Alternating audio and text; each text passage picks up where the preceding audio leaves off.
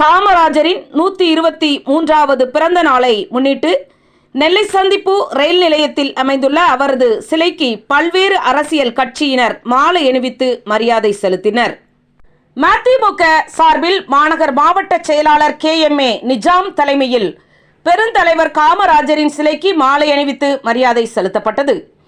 இந்நிகழ்ச்சியில் மாவட்ட துணை செயலாளர் மணப்படை மணி, சிறுபான்மை பிரிவு துணை செயலாளர் எழுத்தாளர் திவான், பொதுக்குழு உறுப்பினர் ஆறுமுக பாண்டியன், RA சுந்தரலிங்கம், பகுதி செயலாளர்கள் SV Joseph, Alvin Fernando, KP Subbaiah, பொன் வெங்கடேஷ், TMK ஜமால், திம்மை கணேஷ், மானூர் ஒன்றிய செயலாளர்கள் ராமையன்பட்டி மஸ்தான், மில்ட்ரி சந்திரசேகர், நாரணமால்புரம் நகர செயலாளர்கள் எக்ஸ் கவுன்சிலர் சிவசுப்பு, பிரபு, வட்ட செயலாளர்கள் நல்லையா, சுடலைமுத்து, சந்திப்பு நடராஜன் உட்பட பலர் கலந்து கொண்டனர்.